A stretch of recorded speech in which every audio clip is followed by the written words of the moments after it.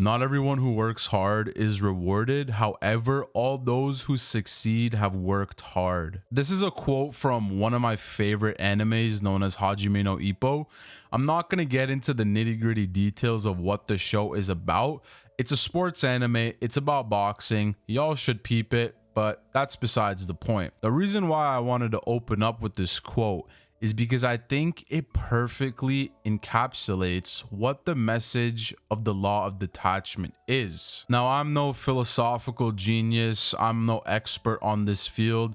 This is just something that interests me, and I feel like this is something that is key to getting where you want to be in life. As far as I'm aware, the law of detachment speaks about things regarding focusing on what you can control, letting go of the need to force specific outcomes, not attaching your happiness or identity to that outcome, whether it be success or failure. And it's literally just about enjoying the process, trusting the process, and just enjoying the ride. This is a concept that I am nowhere near perfecting. That's just the truth. You know, I don't really want to admit this, but if I just have to be real for a second, I let a lot of things get in the way of what's in front of me, you know, whether that be friendships or relationships, you know, with my friends and family, people I meet on the street, right? Strangers can have this effect on us too. Like, have y'all ever gone to a drive-through? I know my fat ass is bringing food up, you know what I mean? But that's my domain.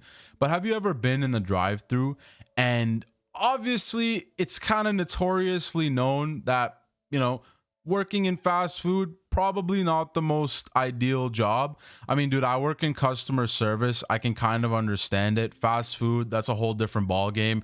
If y'all got a job like that, bro, mad respect to you. Keep it up, dude. And I hope if that's not your final goal in life, then you can get there, man. But what I was trying to say was that, have you ever been in a drive-through and the person taking your order was just so nice?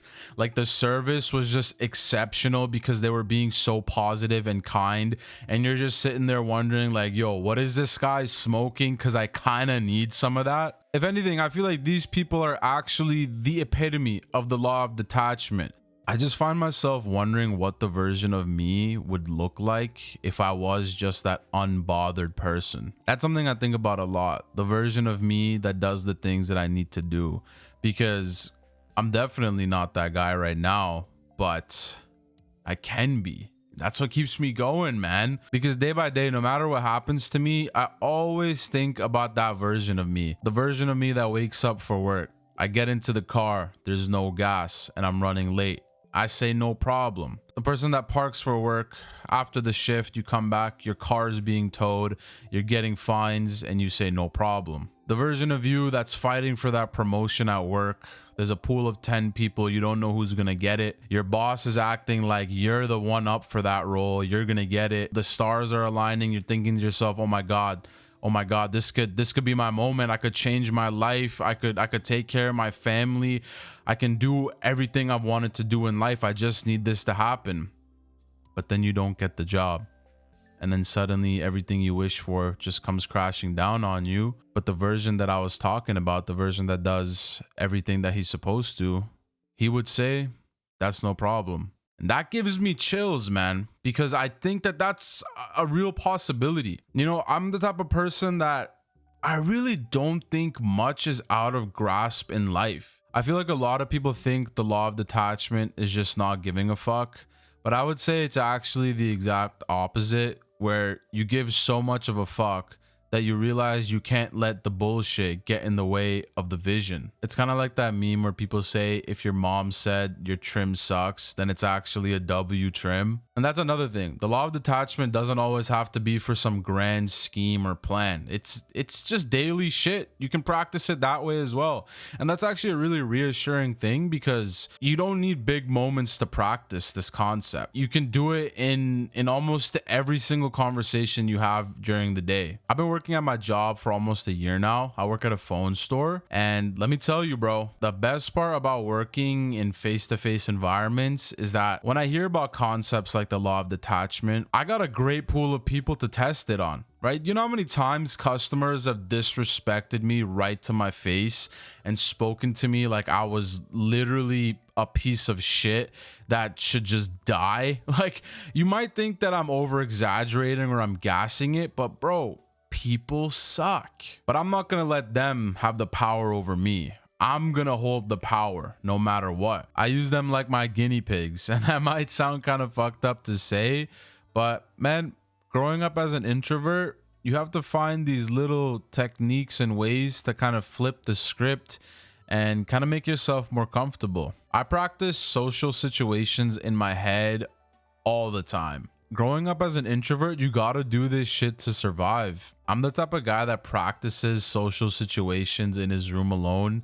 Like, I practice how to dap people up, how to greet people, how to continue off of a point that they're making, bro. I overthink this shit tenfold. I guess the catalyst for this video would be me kind of suffering in my own personal relationships. I'm a very sentimental guy. I look at things as if they have more than one meaning. I'm always looking beyond what the person just said to me. I don't look at shit at just surface level. That leans back into my overthinking. Like, I'm the type of guy that thinks if people are being my friend, then they're just trying to take advantage of me. I'm the type of guy to think that they actually have ulterior motives. If someone gives me a compliment, I want to almost throw up because it's so hard to hear anyone say something nice about me. And honestly, saying all that out loud right now, maybe I don't just have one or two problems, bro. This seems like I got a lot to work on, right? I just want the exhaustion to stop. I care too much. And the beauty of the law of detachment is I don't have to stop caring. I just have to filter that care to things that are actually going to benefit me. It's about knowing who you are and knowing that you're staying true to what matters to you. There's been a lot of yapping and back and forth about shit that low-key doesn't even matter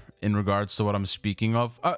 Welcome to a Raf video, man. This is going to be a common theme. I hope the yap is at least somewhat entertaining. But circling back to everything that I was talking about, life is so ruthless, man. And it's gonna get you down. Suffering is inevitable. Winning has to be secondary. Winning cannot be what defines you, because let's just be real, you're not gonna win all the time, and that's not what life's about. Without the losses, you can't appreciate the wins, and without the wins, you definitely can't appreciate the losses. And yes, you can appreciate a loss, because those are the moments that actually build you up more than the good ones. I want to be the guy that falls in love with the process. Kind of like that quote that goes, the man who enjoys walking will make it farther than the man who loves the destination. I'm not sure if that's the exact quote, but that's pretty much what I'm talking about. The outcome gives you the direction, but the pursuit builds you. All those sleepless nights, all the constant misery, neglecting your health, getting lost and tying your entire identity to what you're trying to achieve. That's where you build the proof to yourself that you can endure the discomfort. Kind of like the quote I opened this video with. In boxing, there's two fighters. Unfortunately, there's only one winner. Just imagine the pressure they put on themselves. You have one night to achieve your dreams. And if you don't achieve it in that one night, does that mean you wasted your time? I would disagree. You can't let one moment define you. It's the continuous effort. It's the consistency.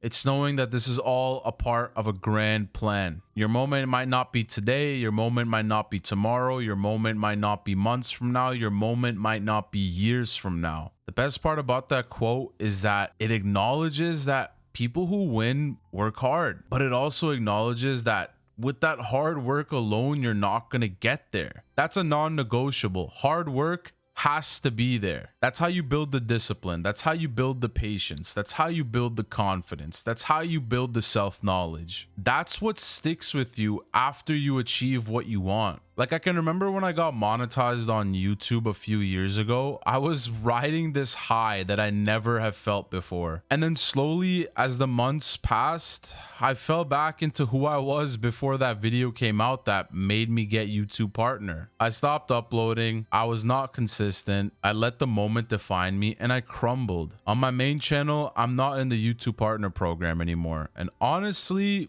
it didn't really suck that bad the day I found out. Those bastards sent me an email. They think shit's funny. No, but on a serious note, I detached myself from that giving me my value as a creator. Just because I'm in the partner program doesn't mean I'm better than anybody. And I think something that's so awesome about the law of detachment as well is that it's not only for the bad things in life. Just as much as the losses can't deter you, you can't get wrapped up in the highs either. For example, let's say there's a girl you like at school, and one day she gives you a compliment. Most of us would probably fold and think about that compliment for the rest of our lives. I mean, that's a whole other topic about men taking their compliments to the grave, but what I'm trying to say is that just because somebody you respect or like says something nice about you doesn't mean it's true. If someone calls me a pussy, I'm gonna have to assess the situation and decide for myself. And if someone calls me amazing, I'm gonna have to assess the situation and decide for myself. You see what I'm getting at? That's something I think about a lot too, because if you've posted videos,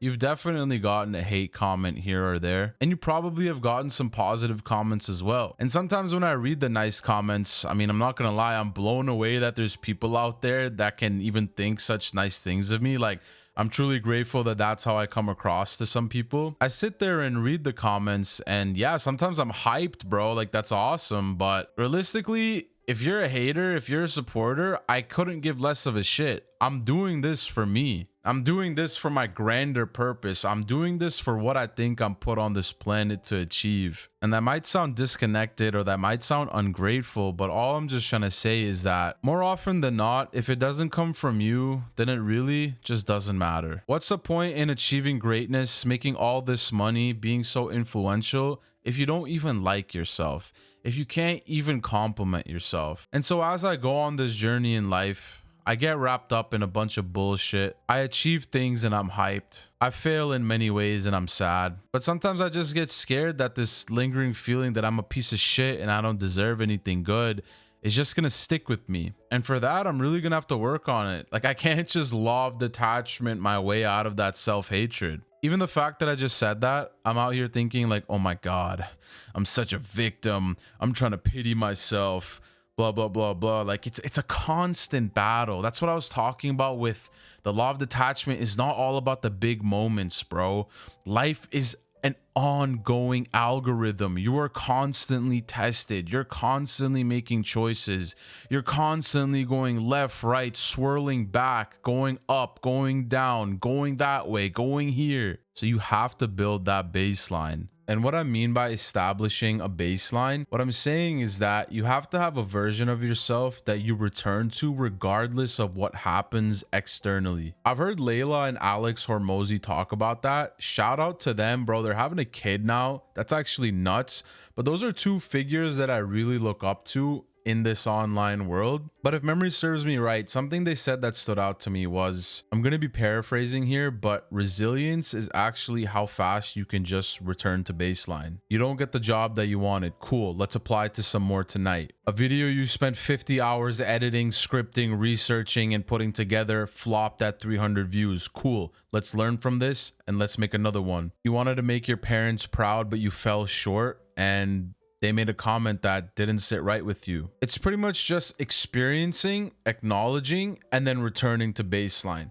That is how I personally plan on implementing the law of detachment to my life. I actually would love to make a video on this in the future, maybe a year from now, just to see if I've actually improved in the way that I saw myself improving. Like, even what I just said, I already have an expectation or a preference to how I want myself to end up within a certain time frame. And man, I'm gonna try my hardest to get there. But if it doesn't happen, it doesn't happen. I'm not moving the goalpost. I'm not letting it infiltrate my mind and take over. I'm gonna experience, I'm gonna acknowledge, I'm gonna return to baseline and stay on the path. The decisions I make when no one's watching hurt the most because that's something only you know. You know, if you didn't put in the work when no one was watching, you know you ate that cookie when no one was watching, you know you opened up Pornhub when no one was watching, you know you did all these dirty, horrible things that if people were in the room, you probably wouldn't have done that, and you have to live with that self alone. I don't know. I guess what I'm just trying to say is, man, the things you deal with that you don't ever tell anybody about, that shit's gonna sting. that is gonna be, those are gonna be the tough ones. The relationship you build with yourself first and foremost overrides everything else. Like how people say, if you're a broken person, you have to fix yourself before you pursue a relationship. The relationship itself is not what's going to fix you. You have to do the fixing before. And if you're blessed with a great partner, you can do that fixing while you're in the relationship. But yeah, man, it's moments like this, 1 a.m., got off work, I still got a bunch of shit to do, and I still got to do those things tomorrow, and then the next day, and then the next day, and then the next day, and you get the point. But oh man, I want to be great. I want to be great so bad. And maybe right now I'm just in love with the idea, but I want to fall in love with what it takes to get there. And the most mind fucky thing about that is I have an idea of where I want to go, and I'm telling myself I want to love the journey more than the destination. And in order to do that, I have to just not give a fuck about the destination. You know, obviously I have to care, but I can't let that outcome define me, you know. And I'm gonna be repeating a lot of words throughout this video. I hope you can get past that. I'm still trying to improve my speaking skills.